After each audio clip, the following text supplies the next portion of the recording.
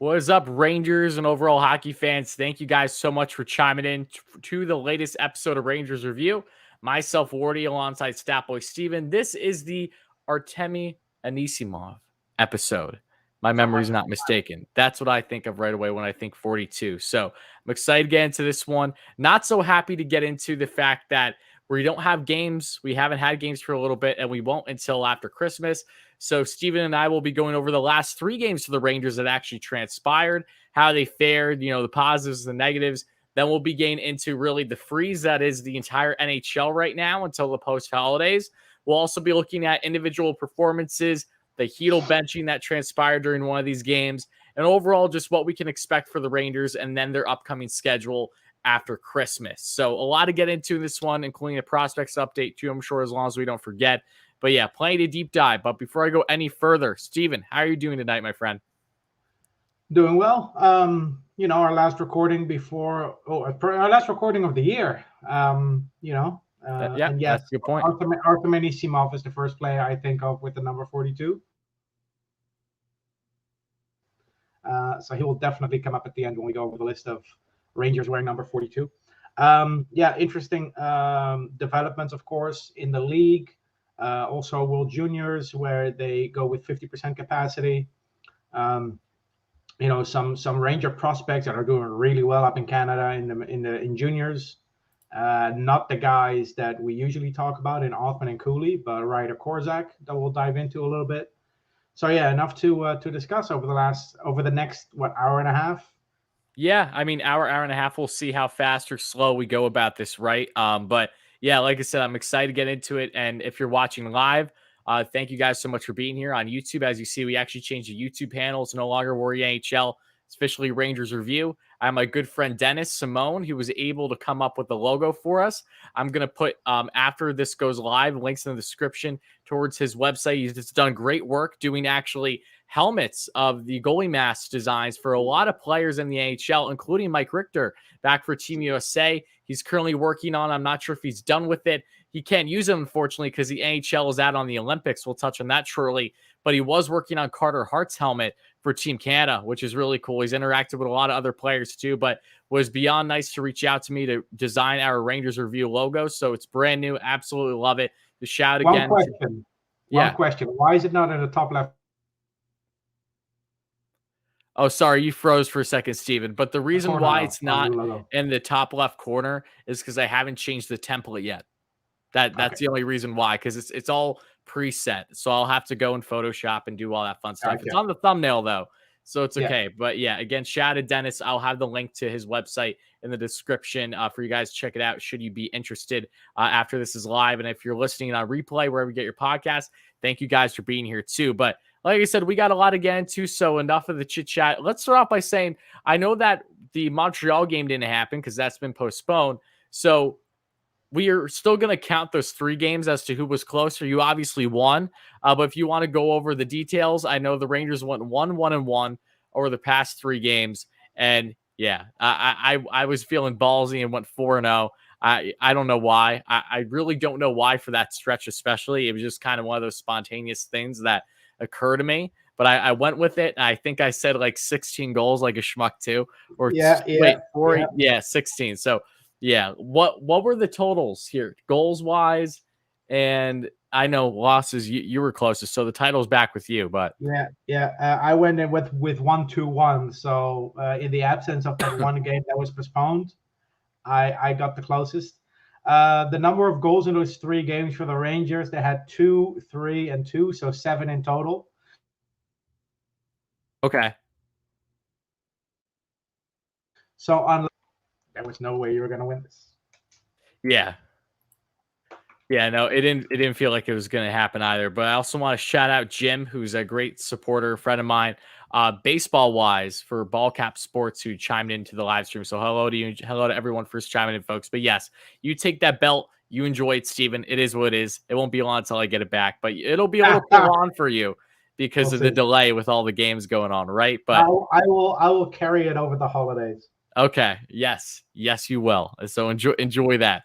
Enjoy it during the holiday break. But let's get into the Rangers because, again, this all started with their game against the Colorado Avalanche for a second time in around a week span. And unfortunately, just like the first time they played them, they fared the same. The Rangers lost this game, and it was a frustrating one. They lost 4-2, and I saw definitely a lot of the same struggles that we saw in that first game, even though that you had the debut of Huska, so he was giving up some soft goals in that first one.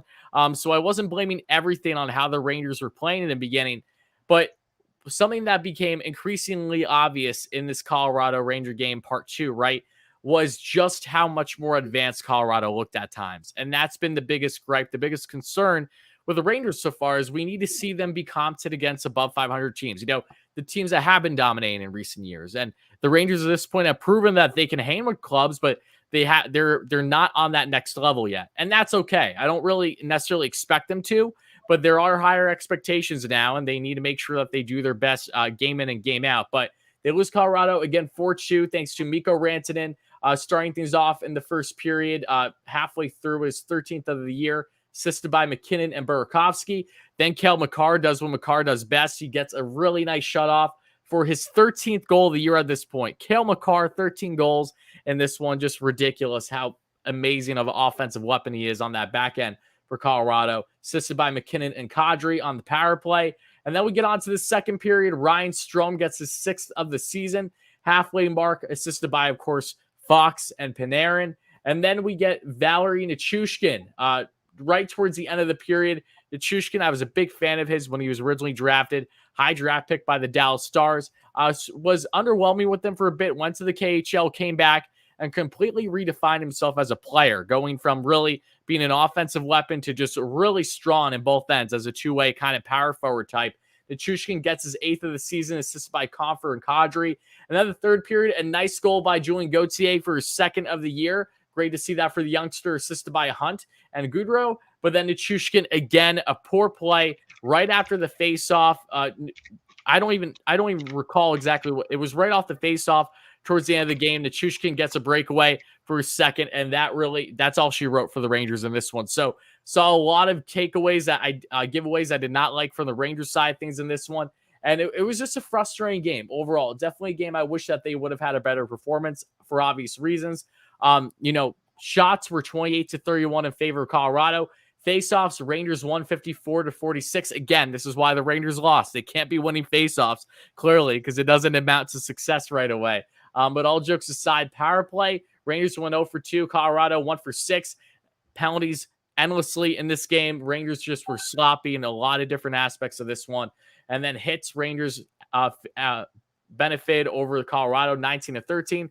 Blocks 18-13 in the Rangers' favor, and giveaways around the same at 6 and 5 apiece. So, yeah, a frustrating game. Alexander Georgiev wasn't necessarily the problem the entire game. Definitely had some bad bounces for the Rangers in this one. And, yeah, definitely a frustrating one against a team that you would like to see them have a better performance against, even though that, yes, Colorado is one of the best teams in the league. So, Steven, any further takes on this matchup before we get into the matchup against the Arizona Coyotes? No. Best to just stop talking about it and forget it.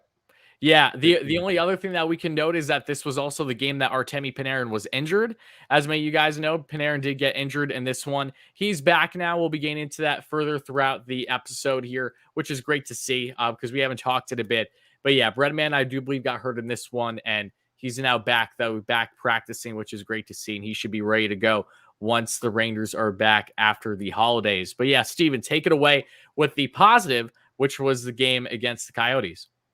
Yeah, you say positive. The only thing else that was positive about this game was the final score. Let's put it. Let's be clear. No, it shouldn't have been nearly as close as what it was for a large portion. I agree. It was a terrible game. The only thing worse than the Rangers' performance on the ice was the lighting in the arena. Oh my God! Oh yeah, dude. It reminded me of those shopping centers you see in movies in the 1970s, you know? I feel like this isn't the first. I feel like I normally find myself noticing that when they play in Arizona too. I've been to Arizona. It's not a bad arena. It's actually a really nice. The outdoor area is really nice. The arena's pretty good. It's just there has to be something wrong with their camera setup because it looked so off. But to be fair, so did the Rangers. They give up a shorthanded goal Huge mistake by Adam Fox. Louis Eriksson, of all people, scoring. Talk about first. Makes sense to give up the first to the legend himself, Louis Eriksson. Of course. If your career is struggling, the best you can hope for is a game against the Rangers, to be honest. It was assisted by Clayton Keller and Ilya Yubushkin, which is a name that you don't hear that often, but he got on the score sheet in this one. That first period, the less we say about it, the better. It was a terrible game, terrible first period. Second period wasn't much better, but we do tie it up halfway through the second period. Kaapo Kakko with his fourth goal of the season, assisted by Zibanejad and Kreider. And it was a good goal. Kakko had a bad first period, but in the second period he started to play better. He made some rushes up the ice, and he started to make the right plays, and it resulted in a goal eventually. So the Rangers take a 1-1 tie into the third period. And then they concede another goal. Clayton Keller, assisted by Nick Schmaltz and former Ranger Anton Strome, making it 2-1. And honestly, at that point, I did not have any faith in this team pulling a win out of the bag with against this team. But they do. Mika Zibanejad getting a goal on the power play, assisted by Fox and Kreider. And then in the final 3 minutes of the game,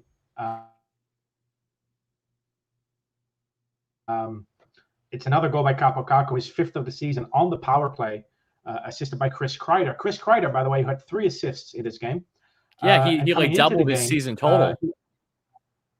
Coming into the game, he wasn't great. He had a 4-game pointless streak. And in that streak, it was -3. And in his entire career, going all the way back to 2012, he only had a streak like this or worse twice.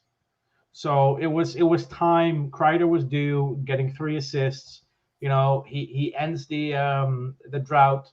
And then Kakko with a power play game-winning goal. Great goal by Kakko. He definitely needed that.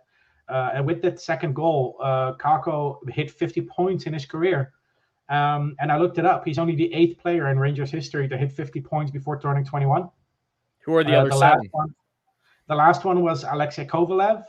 And before that, we had Troy Millette, Brian Leach, Thomas Sandstrom, Mike Allison, Don Murdoch. And the first one to do it was Ron Greshner. Oh, nice. But what was even more impressive, and this all ties into young players not really getting chances on the power play, and this is not something that has only been happening the last couple of years. It's been a Rangers theme. Kaapo Kakko is the youngest Ranger since Thomas Sandstrom to score a game-winning goal on the power play. Thomas Sandstrom did it on October 27th, 1984, a day before I was born. Wow.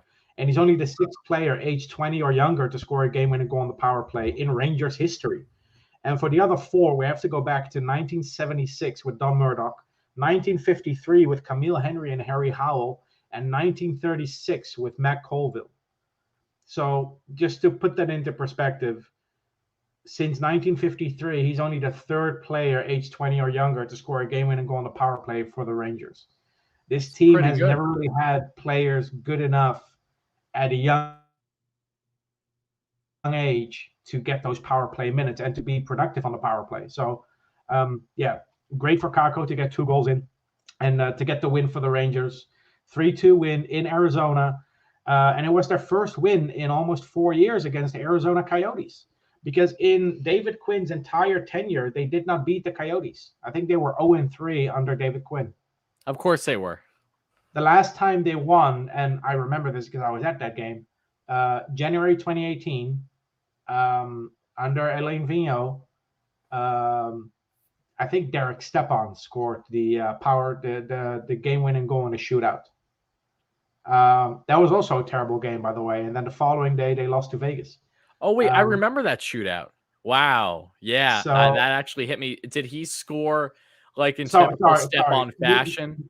Mika Zibanejad had the game-winning goal for the Rangers, of course, but Stepan was on the opposite side for the Coyotes at the time.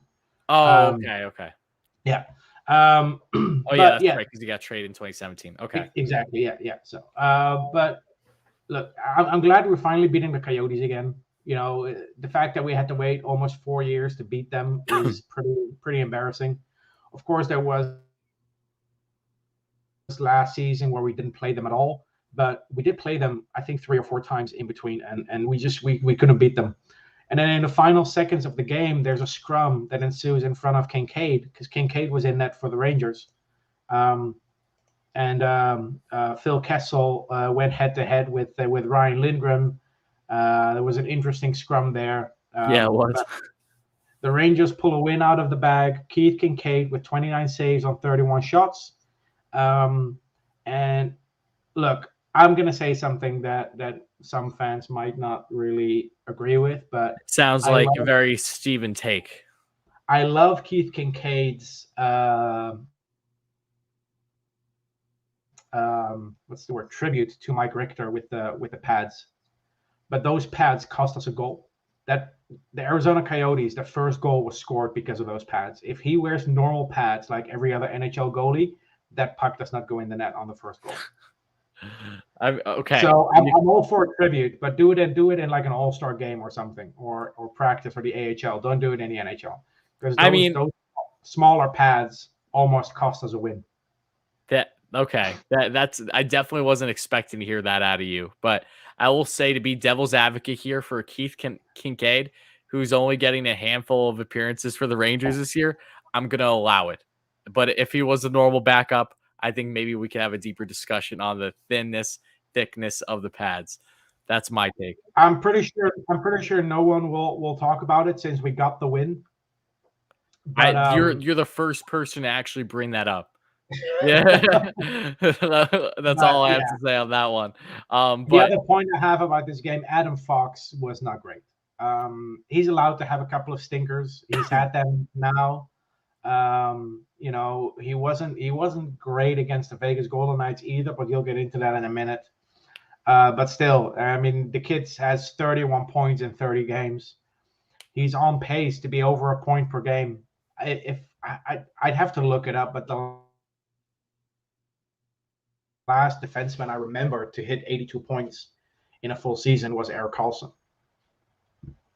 Yeah, no, you're probably it's Karlsson or Burns, right? It's got to be one of those two. Yeah, so interesting to see what's going to happen for the remainder of the season. But Rangers get a win, and that's all we care about at the end of the day. But it wasn't pretty. No, it wasn't pretty. You're right, and I mean, naturally, I always appreciate goals on the power play. Some of the Rangers have been doing very well for a good portion of the season now. You know, so to see Zibanejad get that snipe, and then Kakko, you know, to bury it with right around 2 or so minutes left. You know, I was very happy to see that. Kakko taking advantage of the further ice time, giving it to him, played just under 20 in this one. Lafreniere, even though he didn't get on the score sheet and wasn't necessarily anything crazy, he was in a spot where he had over 17 minutes. And I appreciate that. I like to see the kids get the ice time because naturally that's going to lead to success one way or the other for them.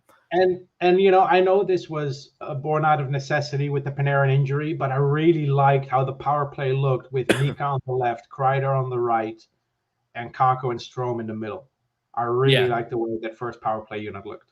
Yeah, no, I did too. I thought it brought some balance. And as we said before, you know, Panarin and Mika, we feel is best if they're just separate because it just gives you more depth between your two power plays. So that way, as you always preach, we can have more than just 20 seconds of power play too, right? So, you know, I'm with you on that one as well. Yeah. But to recap on the statistics again of this one, Rangers Coyotes shots 31-30 apiece. Rangers actually won the faceoff dot and won the game.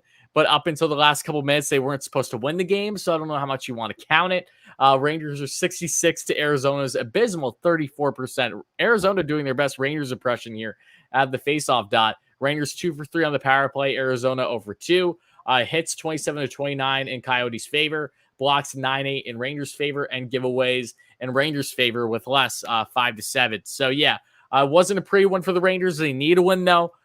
It's nice to see the Rangers at least be able to get those goals. What it matters most in the end, this is a team that you need to do it against. If you're going to underperform, at least try to make up for it in the end. And thankfully, the Rangers were able to do just that. But getting into a game where I thought the Rangers played far better, but just found themselves falling short. Really frustrating, given the one period that stood out to me the most against the Vegas Golden Knights. This was a big matchup for them as well against one of the other better teams in the league. For them to lose against Colorado the last 2 times the way that they did, to lose to Nashville. The narrative has continued with the Rangers and struggling against these better teams. And this was a game the Rangers should have had. I mean, simply put, this was a spot where I really would have liked to see them win. And of course, the scoring opened up by everyone's favorite former New York Ranger, Brett Howden, scoring his 3rd of the year, because it was inevitable. I mean, I really should have put a bet down for Brett Howden scoring tonight. I would have been making a lot of money. There's 2 types of players that always score against the Rangers. It's former players or rookies. Yes. Or former players or rookies, bet money on it. If the opponent has a rookie goalie, just put money on a shutout. I still have Jake Genzel's rookie first career goal against Hank just like drilled in my head. Every day I get a different memory of a first career goal for a player. But putting that aside, again, Howden opens the scoring. Rangers weren't able to do much in the first, but then getting on to the second, it was Rangers big time. Right, literally. In the beginning, with not even 20 seconds into the second period, Mika Zibanejad scores a nice one, his 7th of the year, assisted by Kreider and Miller. Kreider continuing to get on that assist streak. Like to see that. He also then helps himself. Kreider with his 18th of the year on the power play. Kreider doing what he does best. This guy has just been on an all-star pace all year long. Goal scoring in front of the net, getting those great deflections, tip-ins, whatever it takes on the power play. He's just been otherworldly all season long for the Rangers, and we have both appreciated it immensely so far this season. 18th of the year, assisted by Zibanejad and Strome. And then we get on to the third period. Unfortunately, Dylan Coughlin, the rookie, I believe, 3rd goal of the season, assisted by Haig and Howden. So Howden has his 2-point game. I wonder if that's his first 2-point game of the season. Wouldn't surprise me if that's the case either. But then the Rangers go on to the shootout, and unfortunately, they lose out on that one. The Vegas Golden Knights would go on the next game to play the Islanders, and they would do the exact same thing, would win in a shootout. So they went in, they swept New York. Unfortunate for us Ranger fans. That was a game, again, I really want to see the Rangers get to give up that goal, fairly, right around middle or so of the third period was frustrating. Really, really would have liked to see the Rangers close this one out. Unfortunately, they weren't able to do so, but I'm happy they at least got the point. Georgiev had a very solid game for the Rangers, 26 for 28 on saves. And when you look at the overall numbers, Golden Knights outshot the Rangers 30-29. So that one shot you could argue was the difference. 39-61. 3rd straight game, Rangers just have dominated in the faceoff dot. And I don't know if this is with, because as we know, Phil Peedle in the Arizona game was a healthy scratch that we really didn't even talk about too much, but he was healthy scratch in that. He hasn't been great on faceoffs. In this game, though, against Vegas, too, same thing. Faceoffs favoring the Rangers somehow, and they lose 2 of these 3 games, and we're a couple minutes away from losing the one in Arizona, too, which is just nuts. But Rangers were 1 for 2 again on the power play. Golden Knights 0 for 1. Hits dominated by the Rangers 23-12. Blocks dominated by the Rangers 17-8. Giveaways won by Vegas 3-8. So again, a win. Really, really wanted to see the Rangers get here. Definitely had a game where that second period was just absolutely blew my socks off. Was happy to see what they were doing, but could not get enough going to give up that goal in the third. And unfortunately to lose out in the shootout, which is just so frustrating as it is. I will say, however, if there was a positive from that overtime prior to shootout, it was Capo Caco. Really stood out to me. Had himself a very strong overtime. Unfortunately, they weren't able to get a goal. But yeah, positives to take from this game for sure. Happy they got a point, but overall frustrating that they were not able to get a victory. And again, it continues this narrative of the Rangers and how they perform against teams that are in the same similar spots than them, even lower. Because again, statistically, the Rangers are one of the better teams in the league right now. So we'll see what they do post-holiday, but definitely had their highs and lows like no tomorrow over this 3-game stretch. Yeah, and look, making it to a shootout against the Vegas Golden Knights, I think is a huge positive for this team because I've been saying this for the last couple of weeks. The Rangers are doing really well against lottery teams. They were 14-1-1, but against teams in a playoff spot, they were 3-7-1. I think now they're 3-7-2. So the Rangers really needed to get something out of a game against a playoff team. And that's the reason it matters, is because aside from the Red Wings game, which is scheduled for Monday, we then play the Florida Panthers, the Tampa Bay Lightning twice, the Oilers, and then the Vegas Golden Knights again. So we have 5 games in a row against contenders. The Rangers need to come out of those 5 games with at least 7 points, in my opinion, for me to consider them a real playoff threat this season. But looking at the Vegas Golden Knights game, yeah, Brett Howden. I mean, the guy couldn't score a game at the Garden for 23. Couldn't score a goal at the Garden in 23 games last season, and then it takes him 7 minutes. Coughlin with a goal. Somewhere David Quinn was smiling. Oh, dude. Like I said, former Rangers and rookies, man. Former Rangers and rookies. Coughlin is not a rookie, by the way. I just looked it up. He played 29. Did he play a handful last year? He played 29 games last season. Okay. So, but he's still relatively new. It was only his 51st game in his career, or 50th game in his career. Okay. So technically, you can consider him a rookie because it was within his first 82 games. So yeah, I mean, Rangers giving that up. Losing the shootout, I will never be upset about losing in a shootout because it's like flipping a coin. But yeah, Marchessault, of course, putting the dagger in the Rangers in the shootout. Funny enough, during the broadcast, Sam Rosen was talking about Jonathan Marchessault and how he worked his way up through the Florida Panthers and the Tampa Bay Lightning. And he didn't mention his time with the AHL team Wolfpack. I know I would have expected them to at least mention the fact that he played for the Connecticut Will. I don't think that they knew. Maybe, man. And look, it's not Sam Rosen's job to know. Like Sam Rosen and Joe Micheletti are fed certain information. You know, they get the stuff handed. They get a sheet with notes that they can use during the game. But Jonathan Marchessault was a big story about 8-9 years ago when he was with the Connecticut Will. Yep. It was the Hartford Wolfpack, and they rebranded to the Connecticut Will for about 1 season. And it turned into this huge flop. So they went back to the Hartford Wolfpack. But he played 1 season in Hartford, and the Rangers tried to sign him. They offered him an entry-level contract, and he turned it down because he didn't see an opportunity on the Rangers at the time. And this was, I think, 2013, where the Rangers' 4th line was Brian Boyle, Dominic Moore, and Derek Dorsett. So I don't blame the kid at the time for turning us down. And then he went to the Columbus Blue Jackets, I think, and then Tampa Bay Lightning, Florida Panthers, and now Vegas Golden Knights. He worked his way up. So good for him. It's just unfortunate to see him score the winner in the shootout. I always liked Marchessault, though. Good for him. Yeah, me too. But yeah, the Rangers getting a point out of a game against a contender. That's great. And it actually gets the Rangers to 700. So they are pretty much on track to make the playoffs this season, which is great. And I was comparing them a couple earlier in the year, compared them to the Pittsburgh Penguins, Chicago Blackhawks, Boston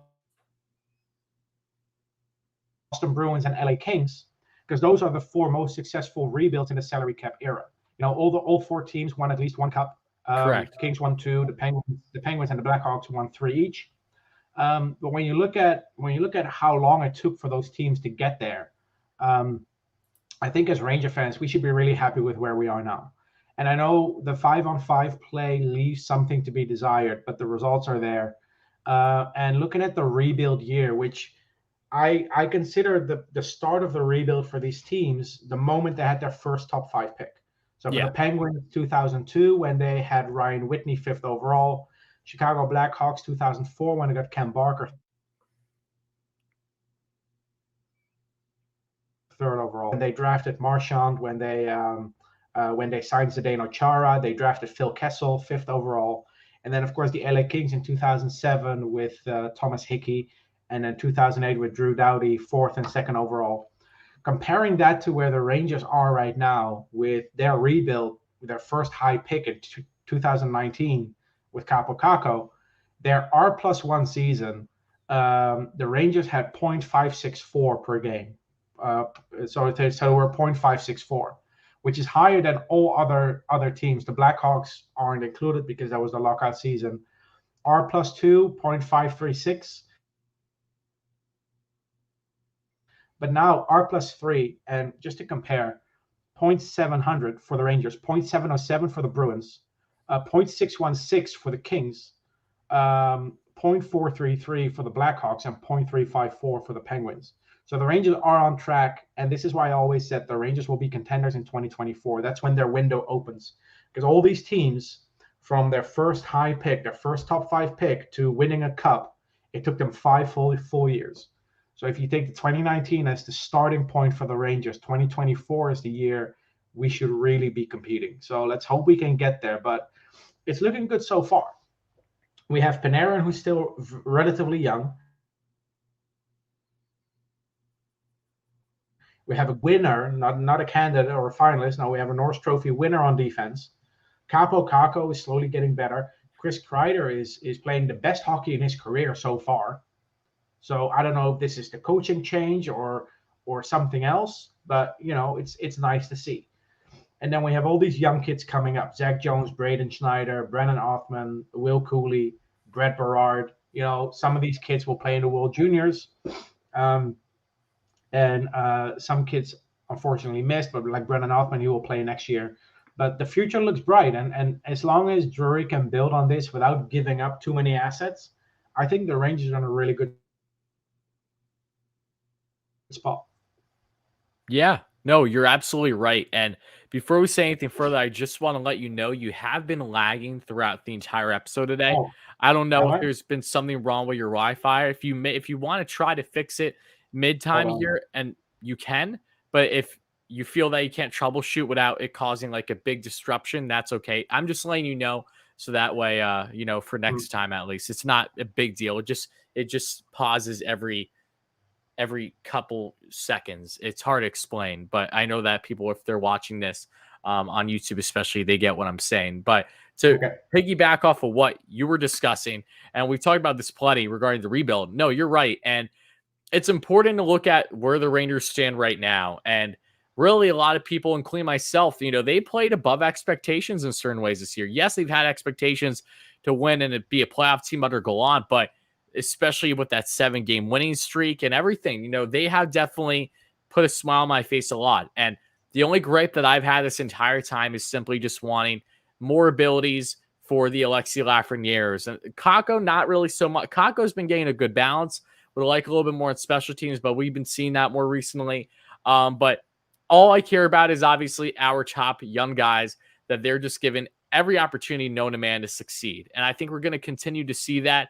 And I also think that, of course, this doesn't just go with their elimination, but also with their performance too. I mean, it goes both ways at the end of the day. As I said before, as much as I want Laffy to be playing 20 plus minutes a night, he has to earn it too. I'm aware of that. And as long as what the Rangers are doing now is not a detriment to their development and having success and growing, especially to be a part of this core, assuming that it's around, say, 2024, like you mentioned, then by all means, sign me up. I mean, what really separates the Rangers from those other teams that you discussed too, certain ways with the rebuild, is the pieces that they already have outside of those top picks. Like if we put those top picks aside, to have a Vezina caliber goaltender from the get-go, to have a Norris Trophy winning defenseman from the get-go, to have a Hart caliber winner from the get-go, to have a dynamic goal-scoring centerman, veteran in Mika, to have Kreider's presence. The Rangers really have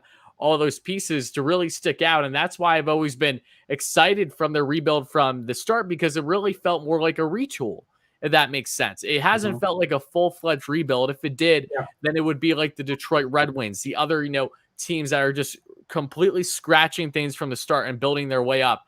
Rangers have had that good balance, and it's been great to see what they've done so far this season. They have plenty more to do, plenty more growing to do. But yes, I agree with you on the notion that the direction that they're on is up and up. And by 2023, 2024 is where I fully expect this team to really unravel and show exactly what us fans have been hoping to see since the rebuild initially started back in 2017. Yeah. Yeah, and I think the best comparison for the Rangers is probably the Boston Bruins. They went through a rebuild in 2006.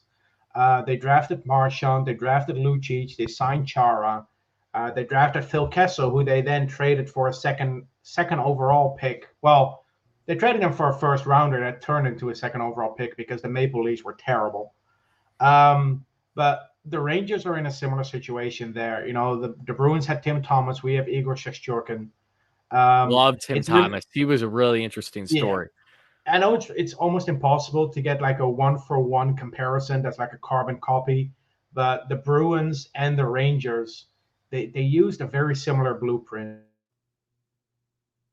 And it's not a coincidence that Jeff Gorton was involved in both teams. So ultimately, you still need luck to get to the end, you know, to get to take that final step to winning a cup.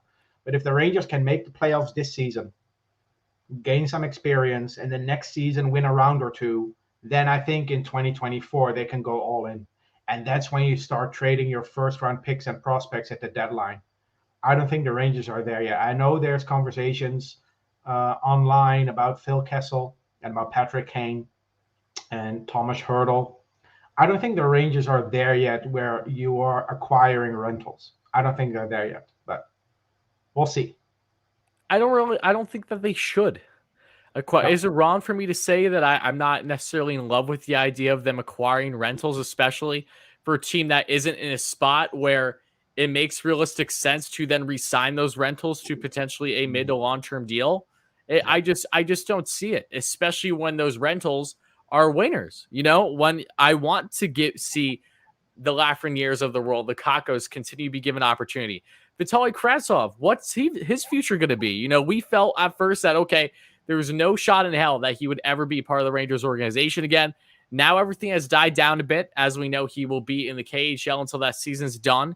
He could find himself back with the Rangers down the stretch this season. So there's a lot of uncertainty still with how the young crop of this Rangers offense is going to build. But more importantly, you don't want to put anything really in the way of this young crop for where the Rangers are at now. If they were a team like, say, let's take, for example, Henrik Lundqvist, you know, in his prime, Rangers, you know, decor in their prime, like things of that nature, like looking back in the day, like 2014, 2015, if it was the Rangers then, when they were all in, when they had all that it took, you know, that is more justifiable as to why you have lesser roles for your youngsters, because they haven't just proven themselves yet, but they're also not a spot where they're better than the people ahead of them. You know, they shouldn't really even be in that spot, because the Rangers know that they only have this amount of time to work with this core. And so either they separate via free agency, trade, or even, you know, just go down from the peak in their career that they are. So it's a different scenario now, but I'm with you in the sense of I'm not in favor of rentals. I'm really not. If the Rangers are going to go out and trade, I'd much rather them go out and trade for a guy that can be here long-term, that is young in his career. Maybe he's still on either his entry-level contract, or he just started his second. Maybe he's on a multi-year deal. Maybe he's on a bridge deal, something along those lines. Like, that's what I would be in favor of, far more than I would be a veteran. How much impact is he going to have for you come playoff time? Yes, I know the culture presence is awfully important in that clubhouse. That makes a bigger difference than what people seem to, in the locker room, pardon me, makes a bigger difference than what people seem to realize. But yeah, again, I'm with you on the stance. I'm not in favor of rentals unless it's a rental that could be a potential impact of longer term, age-wise. Yeah, and this isn't the NFL. The NFL is very much a worst to first league, where you can finish fourth in your division one year and then you win your division the next. And once you're in the playoffs, anything can happen because it's a one-off. You know, it's just one game. If you get lucky, you win. The Giants are a perfect example. You know, the Giants have 2 Super Bowls in the last 15 years, but by looking at it, you wouldn't say it. You know, but in the NHL, you have an 82-game season. The playoffs are a best-of-7 series every round. No, it's not like baseball, where you have a wild card. The wild card in baseball is just one game, right? Yes. Yeah, and then after that, it's straight to a best of 7, or do you have a best of 5? No, it goes wild card, then I'm pretty sure it's 5, and then 7. Okay. Yeah. But in hockey, in the NHL, first round is a straight best of 7 series. Yep. So it's not as easy in hockey to have an overhaul where you go straight from one of the worst teams in the league to being a contender. Mm-hmm. You know, the Colorado Avalanche are a really good example. They had Landeskog second overall in 2012, McKinnon first overall the following year, Rantanen in 2015 10th overall, and it still took them 5 good years to become a contender. And it's also because in hockey you draft your players at age 18. We're not talking about NFL or where you draft players at age 22 and they can jump into the lineup immediately. Most of these players need seasoning. They need to get better. They need to develop. And whether they do that in college or in Europe or in juniors or in the minor leagues, doesn't matter. But most players need 2-3 years before they can really make an impact. It's those depth pieces with Colorado too, though, that really has stood out with me with Sakic, when just being sneaky with what the market has proven to him. And that's something that I hope the Rangers continue to do. Like Adam Fox is our version, even though that was a different situation because he didn't want to play anywhere else. But the Andre Burakovsky is one of my favorite, and I think one of the most underrated players in the league. Get them on, say, I think it was like a 3rd-round pick or something like that. Devon Tays, a couple 2nd-round picks. Listen, nothing. Andre Burakovsky is one of my favorite players in the league. Yeah, mine too. Even when he was with Washington, I liked him. I still have nightmares of him in 2015 when the Rangers played the Capitals. Yeah. Dude, that guy would just show up in the middle of the ice and snipe a puck over Henrik's shoulder like it was Alex Ovechkin. It was scary. He is a guy that really shows up when his team needs him most. He was a bargain. If I would give up a 1st-round pick for Burakovsky, and they got him for a 3rd. I'm almost crazy. Certain. I don't even think they gave up a 2nd for him. I'd have to fact check myself. I know Tays was 2nd-round picks. I don't think Burakovsky was, because that was at a point in his contract too, and how he performed with Washington and what their cap situation was. And Sakic just took full advantage. I'm like, as soon as he gets more of an opportunity, because he was a good example of someone that was limited with Washington, and now he would be given a chance to really thrive in their top 6. And boy, oh boy, again, that's just a prime example further of how to build a team that's going to not just have those top tier players, big contracts, but also having those depth pieces that very well would be, top guys on opposing clubs. And a lot of times it just takes a couple of years to find the right player. Yeah. The Rangers for the last 4 or 5 years, they have been, I hear Ranger fans talk all the time that this team is not physical enough. But it's not like we haven't tried to address it. We claimed Cody McLeod off waivers. We traded for Brendan Lemieux. We signed Kevin Rooney. We have Ryan Lindgren and Jacob Trouba on defense. It's not like we haven't tried. We just haven't found the right player. Yeah. And as limited as he is offensively, although he's really starting to prove me wrong here, Ryan Reeves is a really good fit for this team. It's not just about looking up a grinder, signing him, and our problems are fixed. We have a grinder now. That's not how it works. You need to find a player that not only plays that style of hockey, but also fits into your team, into your culture, that is a good locker room presence, that gels well with the rest of your team. And Brendan Lemieux, honestly, did not really gel well with his team. Ryan Reeves does. You can see it's night and day. That doesn't mean that Ryan Reeves is a better player than Brendan Lemieux in a vacuum. It just means that Ryan Reeves is a better player for this team. Yep. So they finally found the player that fills the role that they've been trying to fill over the years. And I think Ryan Reeves and also Kevin Rooney is a good example. They signed him solely for expansion draft purposes. And then he plays out of his mind and he plays his way into a protection slot. Who would have expected in January that Kevin Rooney would be protected for the expansion draft when the sole focus on that signing was to have a second forward that we could expose? Exactly. Crazy. Sometimes you just have to try a couple of players out before you find the right fit. Benoit Pouliot in 2013. I will always rave about Pouliot with Hagelin. Oh my god, and Broussard. Or am I getting them confused? No. So the third line in that season was Pouliot, Brassard, Zuccarello. Zook, yes, my mistake. Yeah, Yeah. So good. That third line was amazing. It was the perfect matchup line for the Rangers too. And part of the reason we went all the way to the finals because those guys played well together. It sucks that Pouliot. No, I don't blame the guy. Pouliot went for the big money deal with the Edmonton Oilers. Yeah, and he was never the same. And good for him. I think they offered him $4 million a year after that one season. And then he went to Buffalo, and everything just spiraled down. I think that contract was bought out too. I think the Oilers bought it out, and then he signed with Buffalo as a free agent, if I remember correctly. But it's been a couple of years. But you have to find the right fits for your team. And with Ryan Reeves, they found it. With Kevin Rooney, they found it. Last season, Colin Blackwell was a really good addition. And losing a player in the expansion draft that you only signed a season prior, I mean, that's a pretty good deal. You're not losing any one of your long-term investment players.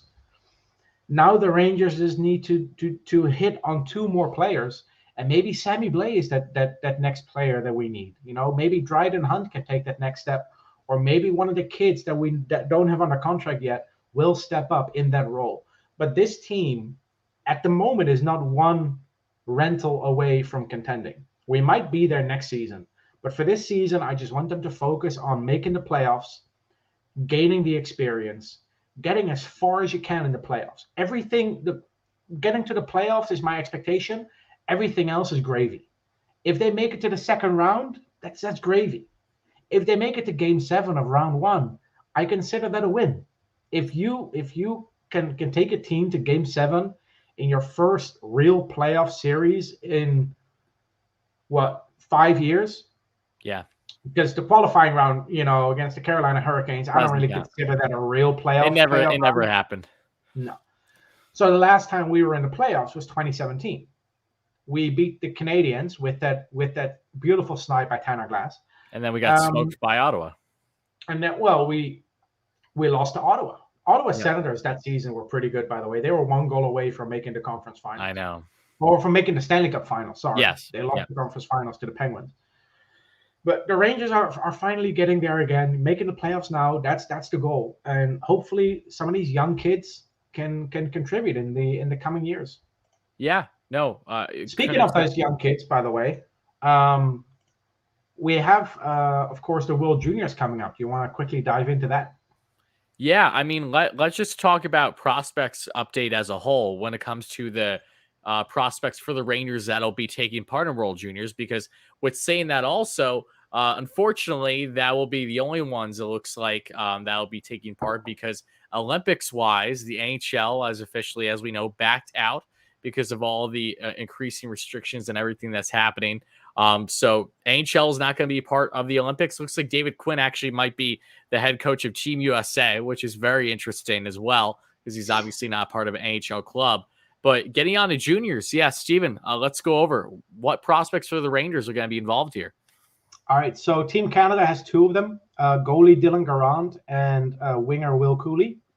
Both were draft picks of the Rangers in 2020.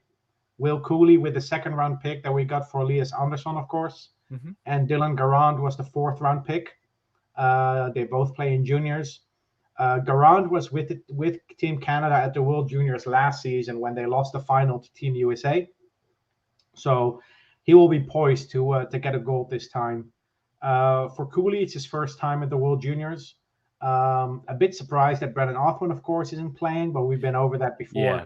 So we have 2 players on Team Canada. Moving on to Team USA, it shouldn't surprise anyone who has been following Ranger prospects over the last year or so that Brett Barrard is part of the team. He's the guy I'm most excited to watch, probably. His jersey right there. Brett Barrard was on the team last season. And he really impressed.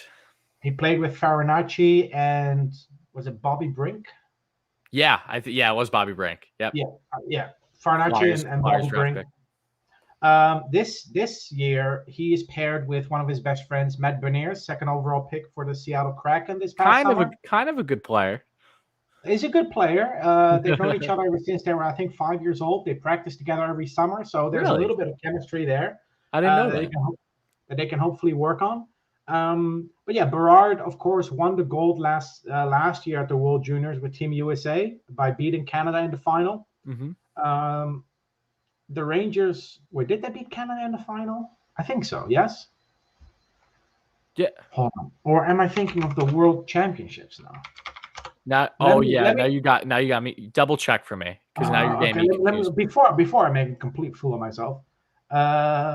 Yes. Sorry, they beat Canada in the final. Yes. So we had 4 prospects in the final last season. We had Dylan Garand and Braden Schneider on Team Canada, and then Brett Barrard and Hunter Skinner on Team USA. So it was going to be a win regardless for the Rangers. Barrard will be trying to go for a second gold medal this season. And then we have 2 other players for European countries. Kalle Väisänen, 4th-round pick this year, plays for TPS in Finland and will be on the Finnish under-20 team. I'm interested to see how he's going to play, because he's been an under-the-radar prospect for the Rangers. Well, he's a bit under the radar, but he's been playing above expectations, in my opinion. He reminds me a bit of Adam Edström, who I expected, like Adam Edström, I expected Väisänen to play junior hockey mostly this season, but he's been spending significant time with the men's team in Liga. So I think that's a really good sign for the Rangers there. Really good kid, a bit lanky, but a good one to look out for. And then the last one, still have to cut 3 players. But Jaroslav Chmelars, who plays for Jokerit under-20 in Finland, is currently with the national team of, let me get this right, of Czechia, because that's how they want to be called now. They no longer want to be called the Czech Republic. So Czechia. Wait, they want to? Why? What? I don't know. Can you summarize? Their federation sent a letter to the WIHF asking if they can be referred to as Czechia instead of Czech Republic, because in Czech I think their name is Český, and in most Germanic languages it's a translation of that word Český. In Dutch it's Czechia, in German it's Czechian. It's only in English where we use the word republic to describe the country. So anyway, for Czechia, Jaroslav Chmelars, he was a 5th-round pick this past summer. For the Rangers, have an interview with him coming up as well. The last 3, Barrard, Väisänen, and Chmelars, interviews coming up. Awesome. But yeah, 5 players at the World Juniors in total. So hopefully one of those will win the gold. I never really have a favorite team to root for in the World Juniors. I just root for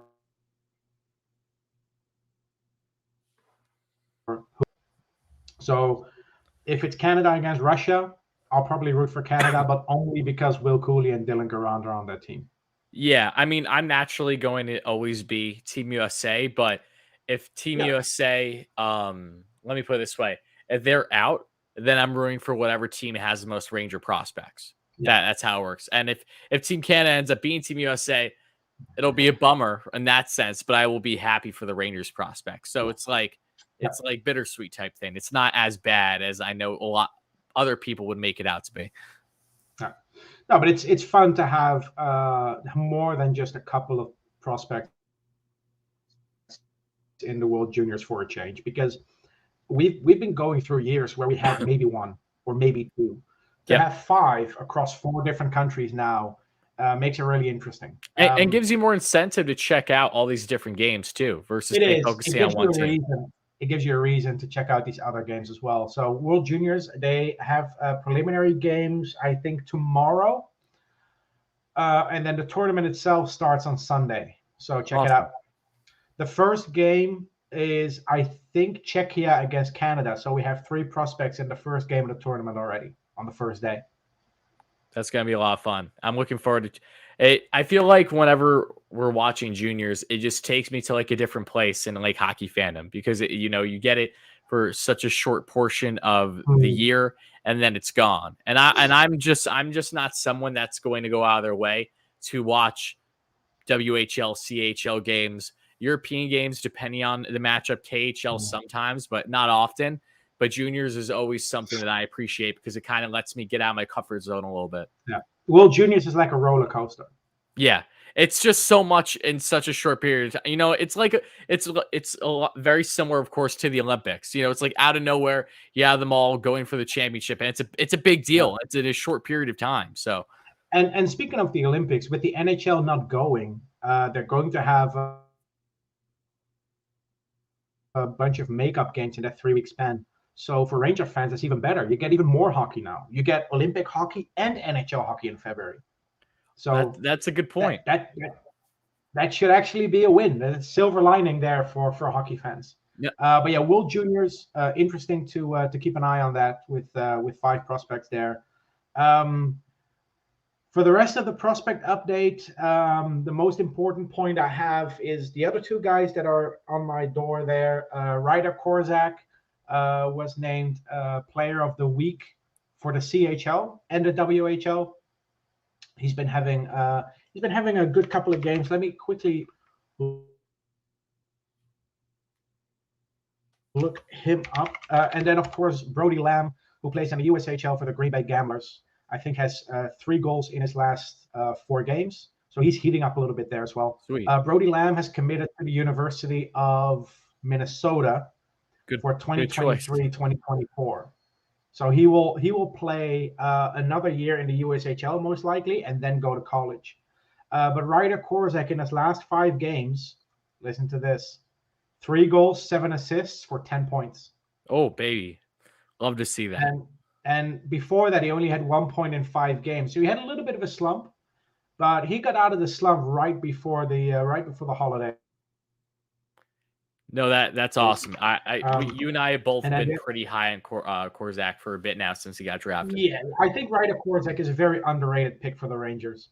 And then Brody Lamb in his last 5 games, 3 goals, 1 assist, 4 points. On the season, he has 6 plus 6, so 12 points in 24 games. And Korzak, let me get the numbers here. Ryder Korzak on the season has, in 31 games, 10 goals, 25 assists for 35 points. But the guy that, the guy that really stands out for me still is in the OHL. And that's the last prospect I'll touch on. Of course, Brennan Othman. I always liked Brennan Othman as a prospect, but I've become a little bit of a Brennan Othman fan, especially the last couple of weeks. Oh yeah, for obvious reasons. 20 goals, 17 assists for 37 points in 24 games. His last 10 games, 7 goals, 10 assists for 17 points. Last 5 games, 5 goals, 4 assists for 9. But what's even more impressive is that he has 37 points. The second highest scorer on his team only has 22. So I did some digging this morning. The difference in scoring between Othman and the second highest scorer on his team is 15 points, which is the 3rd highest in the OHL in terms of scoring difference. So he's really carrying his team, and this is a Flint Firebirds team that doesn't really have a lot of scoring outside of him. There's a defenseman that has 22 points, but after that, the drop off is huge. So Othman is carrying the Flint Firebirds on his back to a potential postseason. That's awesome. I mean, yeah, just Othman from the draft pick. A lot of people, including myself, were not bothered by the pick, but just because we were all hoping for centerman that was universally accepted. So it didn't give him enough justice. I felt like it gave a bad, what's the word I'm looking for?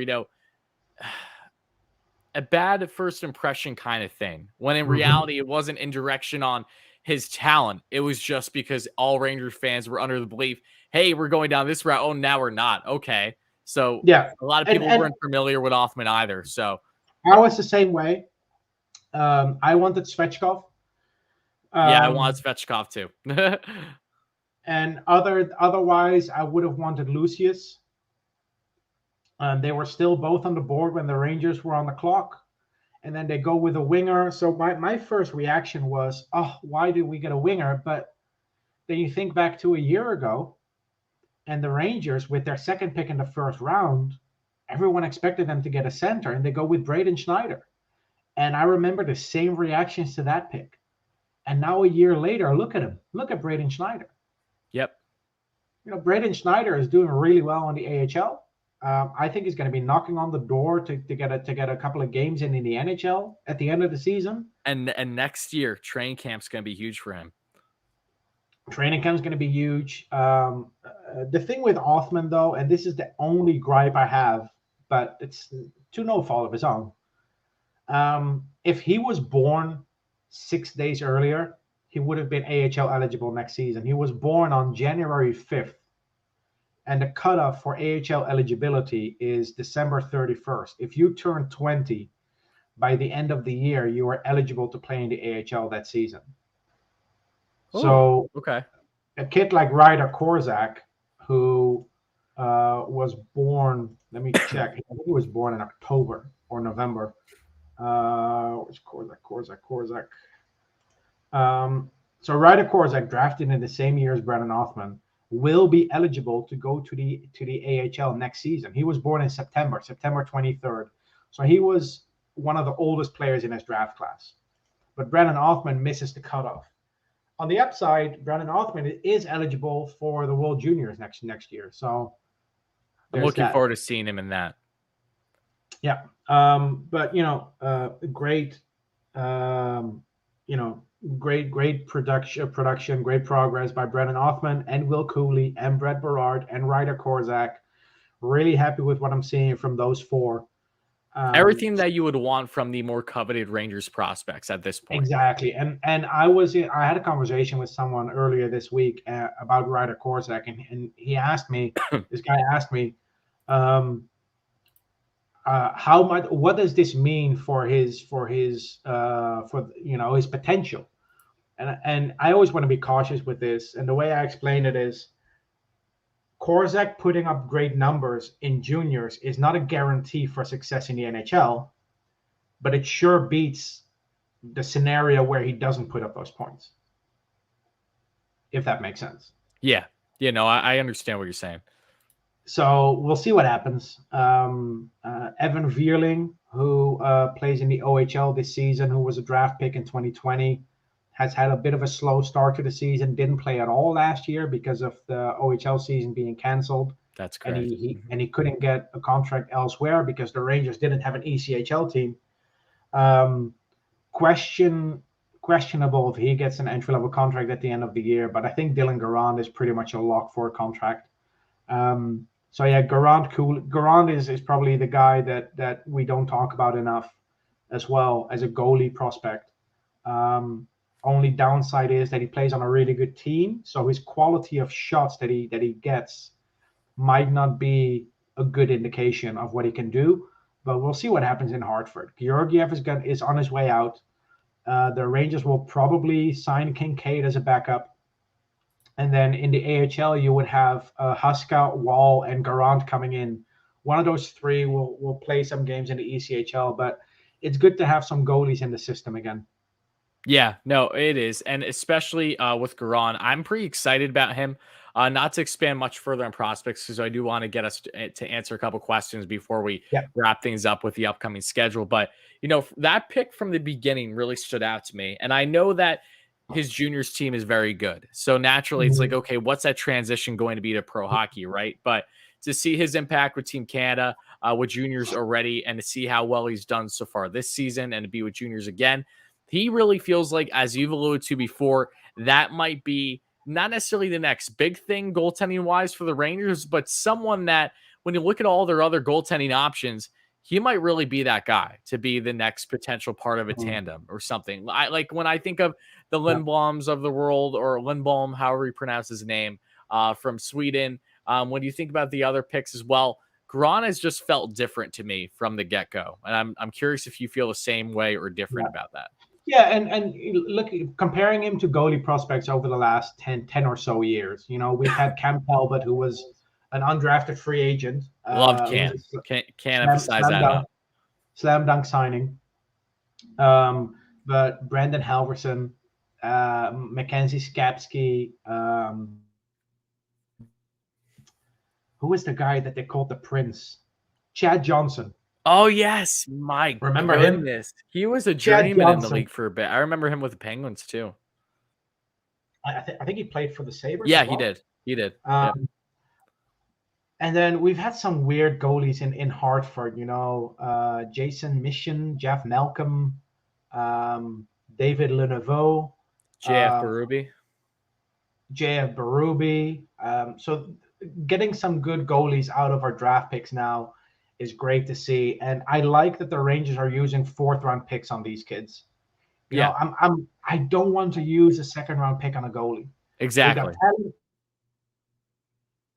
We got Talon Boyko and Dylan Garand in the 4th round. We got Hugo Olas from Sweden in the 7th round. That's where you draft your goalies. Anyway, let's see if we have some questions. Let's get to some questions. That was a great in-depth discussion on the prospects. I'm excited for World Juniors. Got me even more hyped up. I'm sure a lot of people listening live or on replay, wherever you get your podcast, feel the same. So if you guys have any questions, if you're watching throughout the live stream, feel free to ask away. We'll be taking a couple. I know that we don't have necessarily too much watching live at this point, so I'm not sure how many questions we would get, if any. But if we do, we'll take some now, and then we'll wrap up this episode, of course, by looking at the upcoming schedule post-Christmas for the Rangers. Hope everyone has a very happy holiday, of course, but we'll get into all of that and an idea as to how the Rangers will do during that span, along with when we will potentially be recording again.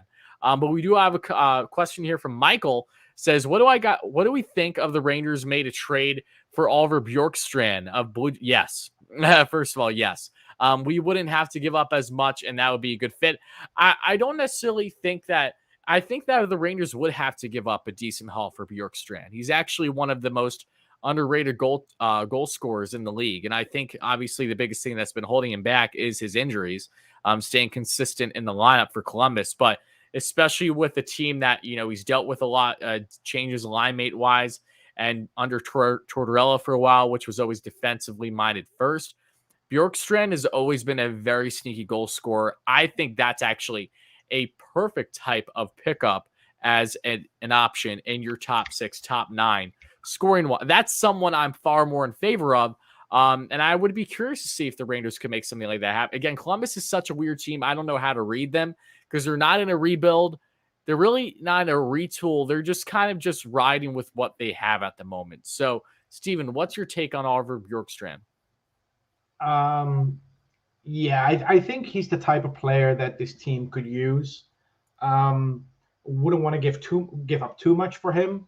Let's see, what's his contract situation? He's only 26. 5.4 he has 23 million points. For 5 more years. He has 23 points in 28 games. And, last year in 56 games, he had 44 points, 18 goals. He's had roughly 20 goals for 3 straight seasons now. And he already has 9 and just under 30 this year. Look, I think Bjorkstrand is the type of player this team can use to add some consistent performances to our top 6. Mm-hmm. He's definitely an upgrade over Dryden Hunt. Oh, absolutely. I don't know how it'll fit under the cap with a cap hit over $5 million though. That's true. That's a good point. But that's my only concern. I mean, if you can get rid of that Nemeth contract, if you can, the big. I'm trying to think of just how the contracts are on the team right now. Well, it really feels. Nemeth and Goudreau are the obvious casualties if they need to clear some cap before the no-move clauses expire on Trouba and Kreider. And I don't see Goudreau going anywhere anytime soon. With the way Trouba and Kreider are playing, I don't think they're going to be traded even when their no-move clause expires. If they continue this path, I agree. But that's the key. What would actually be a great solution for the Rangers is with the current situation financially for the league, right? Games being postponed, potentially a shortened season if this pandemic is affecting it even more. Teams are going to struggle to balance the books financially. There's no way the NHL is going to let a team go bankrupt. I think, and I'm not a fan of a luxury tax, but if there was ever a moment in time for the NHL to switch to a luxury tax system, this is it. Your rich teams, your Rangers, Blackhawks, Bruins, Maple Leafs, Canadians, LA Kings. We all know Bettman won't even consider it, though. No, the teams with a lot of money, I think, can really save this league financially. I don't think it's going to happen. I'm just saying, if there was ever a moment in time to switch to a luxury tax, this is it. And it would be a perfect solution for the Rangers. A less drastic solution would be to give teams compliance buyouts. Mm-hmm. To get out from under really bad contracts that are currently on the books. But for the Rangers, I don't see them parting ways with either Kreider or Trouba. So unless the salary cap goes up significantly, they're going to have to make some moves, and some of those decisions will be tough. Nemeth is not going to be here 12 months from now. I guarantee you that. Yeah, I agree with that one too. Despite the way he's playing, I'm not sure Lindgren's going to be here long term either. Oof, that's a. Shouldn't even say. I don't know if that's really a hot take. Just not something I think Rangers fans are ready to absorb yet. You have to extend Kakko. You have to extend Lafreniere soon. Next season, you're going to have Zibanejad and Fox on the books for $9.5 million. Is Zibanejad also 9.5?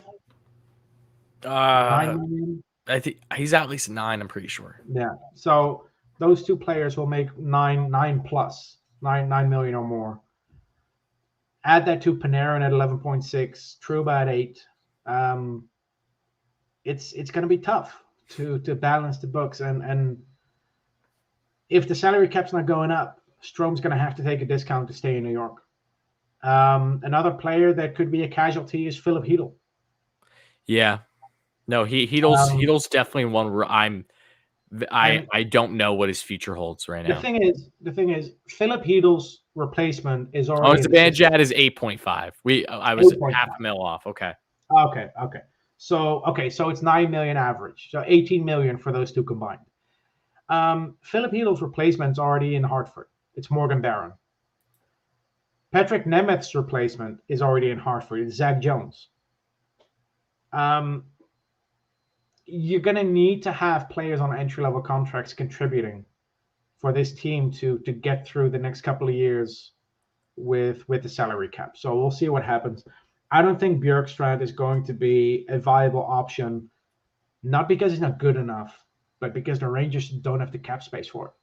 Yeah, and I think that's something we're going to see more and more of in the coming years for the Rangers, with really wanting a player, but knowing that it's going to be you'd have to be very creative with how you go about your cap situation. So I agree with you on that one, but we got a couple more questions I'd like to get to quick before we wrap things up. A big $20 donation from our great friend and Brody. Thank you so much for the donation. Really means a lot, my friend. Hope you have a very Merry Christmas and happy holiday as well. Happy New Year to you too. Really appreciate your continued support. Again, wishing the best for you and your family. Thank you so much for that. Let's see. Are Capo and Lafreniere on track in their development? Simply put, it goes based on how do you view what their development is right now. I think Lafreniere, especially because he was in a shortened season last year, he's been underwhelming, but by no means do I think that he's a flat out bust or anything like that right now. I think his utilization has been key. And I really think that the factors of playing in a pandemic and the shortened season, everything, it's easy to look at saying, you will almost feel like he's played 2 full seasons already, but he hasn't even played 1 full season yet. So, or right around there, I should say. So he still has his development to do. I'm okay with him. I'd like to see more from him, but I think that'll come as he gets older one more time. By no means am I really concerned with him right now. We were just obviously hoping for more of an immediate impact. Kakko is doing what I would have hoped Kakko would do. Had a slow start his first year, really developing fine. I'm really liking Kakko's game. It's still not as consistent as maybe we would love, but let's remember this is a 20-year-old and he's going to continue to thrive and get better. So in a nutshell, I don't really think there's anything to be concerned about right now. Just hope that obviously more opportunities become apparent for the 2 wingers respectively. Yeah, I think Kakko is on the right track. He just needs to find some consistency with line mates. Mm-hmm. When he started the season with an injury that wasn't ideal. But Kakko was one of the best players during preseason. Yep. He was our standout forward. He had an injury early on, and then when he finally got into his groove, he had 8 points in 7 games. He gets moved up a line because of the Sammy Blais injury. Now, after a couple of games with Kreider and Zibanejad, he's getting his goals in. He's contributing on the power play. He had an assist, I think, against the Flyers in was that already December when they played the Flyers? I think it was December 1st, yeah, on the Trouba goal. So the power play production's there. With Lafreniere, the big issue is he's not getting minutes on the power play. Yeah. Now with Panarin out, he got some minutes on the second unit, but when Panarin's healthy, that first power play unit has 4 forwards on it. It's Panarin, Kreider, Zibanejad, and Strome. That second unit has 3 forwards on it. And right now it's Heedle, Kakko, and I think Dryden Hunt. I don't understand why Dryden Hunt's on the power play over Alexis Lafreniere. There's always that one guy. Every year. There's always that one player that we're left wondering, why is he ahead of our coveted young star? It's a broken record. Nothing against Dryden Hunt. It's nothing at all. He just shouldn't be there. Everything. Dryden Hunt is this year's Colin Blackwell. Yes. And good for Dryden Hunt that he got some goals in. Great. He scored the game winner against the Flyers in that game where, unfortunately, he also got a game misconduct. But he's had some good games, but he's not consistently producing to be, first of all, in the top 6, and second of all, on the second power play unit. So if Lafreniere can get some more consistent ice time, both at even strength and on the power play, I think we'll see his production go up, and he'll get more comfortable then. I'm not worried yet that Kakko and Lafreniere are only 20 years old. For reference, when Mats Zuccarello came over, he was not an NHL regular until he was 23. Sorry, he didn't come over until 23. He wasn't an NHL regular until he was 26. Oh, wow. That's a good point. Zuccarello was born in 87, and he wasn't an NHL regular until the 2013-14 season. Yep. So these kids have a huge head start compared to a guy who led this team in points for, I think, 3 seasons. Granted, it was only 59 or 61 points, but still. It's easy to overlook that when the circumstances are different. When you get a Mats Zuccarello coming from Norway and he stands out in the Olympics, right? And you just notice something in him. It's different when you have an Artemi Panarin who, when he came into the league, undrafted free agent and flourished in the KHL. So with expectations different from the get-go, that's always going to make perceptions different. But let's not forget exactly how young these players are, what their contributions are already at the NHL level, and knowing that this is the starting point, right? This isn't their peak. It's not even remotely close to what their process should be once they are at their all-time primes in their career. I don't expect them to be Connor McDavid or Jack Eichel. The comparisons for me, and for a lot of people online as well, have been Jonathan Huberdeau and Sasha Barkov. Yeah, we've always said that.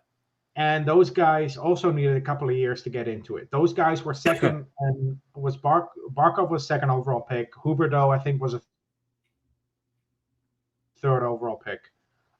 If we can get that production out of these 2 players, I think we're good. Because those guys put up some 80 and 90 point seasons. If we can get that, I'm happy. Yep. I'm not, like I said, I'm not expecting them to be McDavid. I just want them to be better than Neil Yakupov and Nolan Patrick. That's all I'm asking for. And everything that they've done to this point is an indication that that'll be true. Yeah. Of course, it is frustrating when you see players from their draft classes outproducing them. I know. Lucas Raymond. I understand. and Trevor Zegras, and but. And the Rangers want Trevor Zegras if they were in that position. Keep that in mind. Yeah, but Trevor Zegras, look. Last thing I'll say about this: if the Rangers draft Trevor Zegras instead of Kaapo Kakko, Trevor Zegras is not putting up the points he's putting up now for the Anaheim Ducks. Yeah, because he's not playing ahead of Zibanejad, Strome, and Heedle. Correct. Yes. So he's either on the wing or he's in Hartford. Yep. No, I agree. I 100% agree. Eventually, Negrass is doing great, but he's taking full advantage of the opportunities given to him. Yeah, if you put Kako in Carolina, he probably has 60 points already in a full season. I don't know. In a full season, okay. Look. I mean, look at Svechnikov. Oh, I know. Andrei Svechnikov in his first season had, in his first season, 20 goals, 17 assists. Second season, 24-37 for 61 points. Yep. So anyway, I saw some questions about Libor Hayek. Yeah, we have one more question we're going to answer, but Antoine also said, happy holidays and thanks for a great stream. Well, thank you so much for chiming in, Antoine. I appreciate that. What do we think about the overall plan with Hayek going forward? That's actually perfect for the donation here from Raphael asking about Hayek too. Thank you so much for the $5 donation. Really appreciate that. Hope you have a happy holiday as well. What do we think of Hayek's play? Is it terrible? What do we think it would take to call up Zach Jones? Well, I really don't think there's much to say on the Hayek front. Hayek, at this point in his career with the Rangers, is really an extra defenseman. He's not in a position where he will be playing every day, even if we do like his flashes at times, maybe over a Nemeth or a Tenorti. Regardless, when you look at the current construction of this defense, Hayek is on the outside looking in. And in regards to when do we think what will it take to call up Zach Jones, I think it'll just be more inconsistencies with the Nemeth, with the Tenortis, with the Hayek, especially if there's injuries. And, not, God forbid, not that I wish it on anyone, but, people inevitably get sick, whatever it may be. So when those opportunities arise, however they may arise, that's where I think we could see Jones get a crack at things at some point in the second half of the season. Yeah. Look, it's going to take an injury for Jones to get decent minutes in New York, because he's not playing ahead of Lindgren and Miller, and they're not going to call him up to play on the third pair for a handful of minutes. I think if they need a player for a game or two on the third pair, they're going to use either Tenorti or Hayek. So we'll see what happens. Jones and Schneider are going to play 20 minutes a game in Hartford until they can get decent game time in New York. And regarding Hayek, I think Hayek is playing better than Patrick Nemeth, but that's a low bar. So I think, it's almost impossible to imagine that there's a defenseman that played for the Rangers this year that was worse than Patrick Nemeth, but it's Jared Tenorti. But Patrick Nemeth has not been good. I know he's big, and I know they rely on him to protect the lead in the final 2 minutes, but that's not an indication. Alain Vigneault trusted Nick Holden and Mark Stahl to defend the lead in the playoffs. So don't even use that as a reason. Patrick Nemeth has been underwhelming at best. Libor Hayek has been a pleasant surprise so far. I did not expect anything out of him, and he's played a decent game and played a couple of poor games. So, but yeah, looking at the other question here by Jordan, what defensive prospect has the most potential to blossom into a star? Most potential is Keandre Miller. That's no question. Most likely to reach his potential, in my opinion, is Zach Jones, though. I agree. Miller has a higher ceiling. Jones has a higher probability of hitting his ceiling, if that makes sense. Yeah. I think that's fair. This is why it's also nice for the Rangers to see a smooth transition in terms of prospects. We've been talking about defensive prospects for years. Lundqvist and Jones and Robertson and Schneider and Skinner and Rajunen, and now they're all on the team. And what have we been saying for the last 2 years? We need some decent forward prospects. And look what we're talking about this season. The forward prospects are blossoming. Barrard, Korzak, Othman, Cooley, Väisänen in Finland. Yeah. It's good to see the Rangers making that smooth transition in terms of what's important for the team. Defensively, I think they're solid. They have some players in the pipeline. they're even in a position where they can trade one. If you want to trade Matthew Robertson, who would be a top 3 prospects on most teams in the league, but is closer to a top 10 prospects on the Rangers, you can get really good value for a kid like him. So if we're looking for a young center prospect who is NHL ready, Robertson is a prime candidate for a trade. So we'll see what happens. But I like the way the Rangers have constructed their prospect pool. I think Schneider and Jones are here long term. Same with Lundqvist. There's a reason they were not on the table for the Jack Eichel trade when those conversations were happening. So those players are here to stay. How that's going to fit long term, we'll see. But yeah, it's a good problem to have, as we've always said. It's a good problem to have. It's so weird though that right-handed defensemen are a rare commodity in the NHL. Yeah, no, that's a great point too. I feel like I'm seeing more and more lefties. And the Rangers, they have Fox and Trouba and Lundqvist and Schneider, and then behind that still Hunter Skinner. Yep. So yeah, looking good for the Rangers. They just need to make the right moves. And yeah, if you're going to make a trade, please don't blow it up. Please don't trade 3 prospects for a 33-year-old winger that's only going to be here for a year and a half. No, I agree with you too. I mean, neither of us want that. I've seen people talk about Patrick Kane. Yeah, Patrick Kane would be great to have on the Rangers. I just don't like what the package would be to acquire him. Yeah, there's so many reasons why Patrick Kane is never going to be a New York Ranger. It starts with his cap hit. If Patrick Kane really wants to play for the Rangers, he can sign with us in 2023. He can be our Marian Hossa. That's true. Because he said in an interview that the most fun he had playing hockey was when he was playing with Panarin. Yeah, I mean, if that's what it'll take, get him on a little bar. I mean, Rangers drawing players. I mean, that's something that they're quite accustomed to. Wouldn't surprise me. And he was born in 88, so in 2023 he'd be 35. Yeah, so he probably wouldn't be too expensive. Definitely not 10.5 million. So yeah. Yep. So yeah, let's look at the upcoming schedule. We have 5 games. Yeah, as of now, let's play this as if we don't talk again until after the Edmonton game. Just because that might be the safer bet. So yeah, 5 games coming up for the Rangers, all fun ones for different reasons, actually, and all games that the Rangers could very well lose, and all games that the Rangers can also win. If you look at first game against Detroit, really excited for that one. The rookies, Moritz Seider, and of course Lucas Raymond leading the way, and they're gaining a good balance from their other young players. Captain Dylan Larkin, Tyler Bertuzzi. One huge advantage for the Rangers, though, is that Jimmy Howard's no longer in net for them. Oh, absolutely. That might be the reason why they actually won this one in MSG, too. That's a great point. So they have that game on the 27th next Monday. Yeah. Then they have the Florida Panthers on the 29th. It's going to be a tough matchup. Florida's been having a good season. Same thing staying in Florida, of course, against Tampa Bay Lightning on the 31st.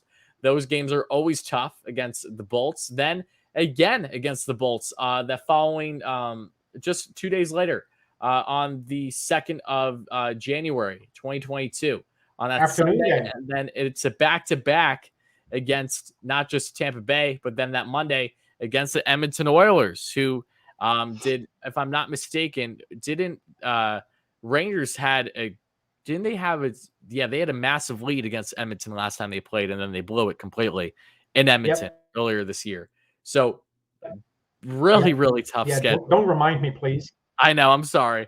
But 5 games, all games that they should absolutely do their best to win, all games that they very well could find themselves losing, because these are all talented clubs, of course. But out of these 5 games, I think the Rangers are going to go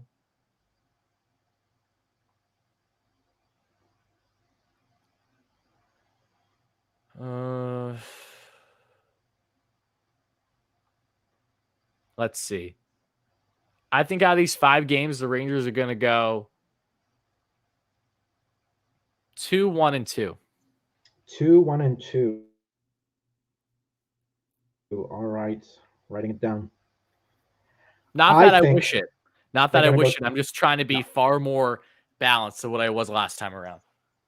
I think the Rangers are going to come out of this break with a renewed mentality. Panarin's back. Shesterkin's back. I think they're going to go 3-1-1. Okay, I hope so. I hope you win. But let's get on to the goals. You first, considering you're the champ. So over a 5-game span, how many total goals do you think the Rangers are going to score? 5 games. So 3 got average. I'm going to go with that's a tough one. That is a tough one. Shit. Let me think. You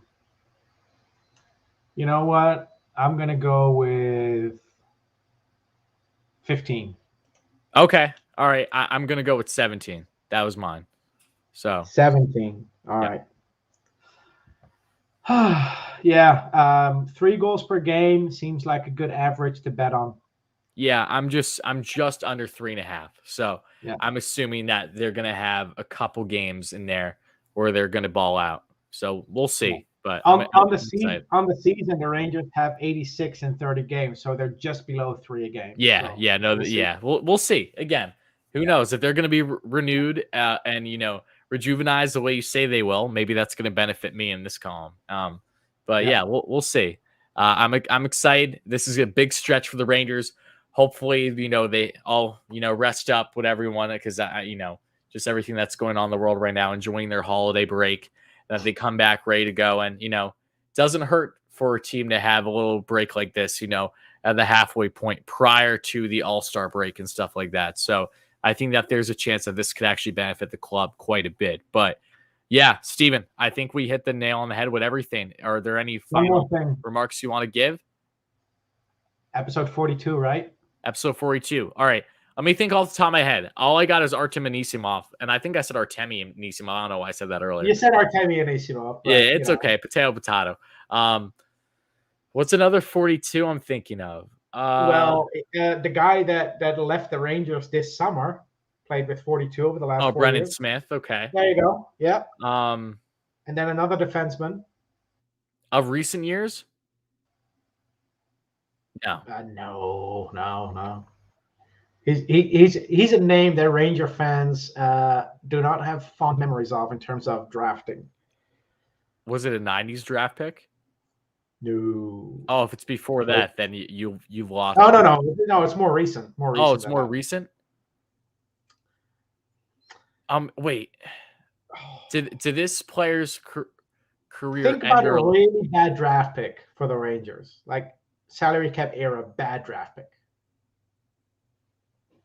A defenseman, 42. Yep. I didn't say defenseman, but yes, this guy's also a defenseman. I always say his name wrong. McIlrath. Yeah. I mean, yeah, when you had, the oh my goodness, why am I blanking on names? Cam, defenseman for Cam Fowler, multiple guys. Vladimir Tarasenko, Jaden Schwartz, Evgeny Kuznetsov. Yeah. It was a draft full of future stars, and the Rangers get a headache. Anyway, players to wear number 42 as a Ranger: Brendan Smith, Dylan McIlrath, Brendan Siegel in 2013, Artem Anisimov, John Tripp in 2003, Dave Marcinishin. That's a terrible name to pronounce. In 1993, and the first Ranger to ever wear number 42 was 1986-87, Paul Fenton. Okay. Interesting. Anisimov still my favorite. Oh yeah, no. Out of these players, Anisimov has a soft spot in my Ranger fandom. Funny Anisimov story. I lived in South Africa for a couple of years, right? Correct. So I moved back to Europe in 2010, and I didn't really watch the Rangers for a couple of years when I was living in South Africa. You know, it's a different world out there. You know, yeah, it's like it's like I have cars and everything, like normal cities, whatever. But I didn't have internet at home in South Africa when I was living there between 2006 and 2010. So that was a big adjustment for me, and I wasn't able to watch the Rangers in the middle of the night because there's no internet. So I come back to the Netherlands after 4 years, and the first game I watch is December 2010, the Rangers at the Penguins. And the goal that I will always remember was Artem Anisimov getting the puck in his own zone, skating through 4 opponents, and then roofing it over Brent Johnson in net. That goal will always stick with me. So yeah, all good memories of Artem Anisimov. Very good memory.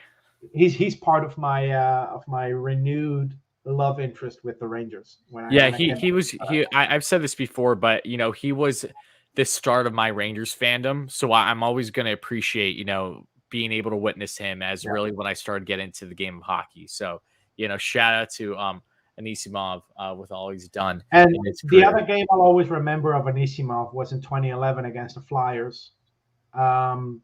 This was actually highlighted in the 24/7 Road to the Winter Classic series as well. Okay. Of course, there was the game against Tampa where he had the AK-47 Sally. Yes. But there was a game against the Flyers where the Rangers were on the power play.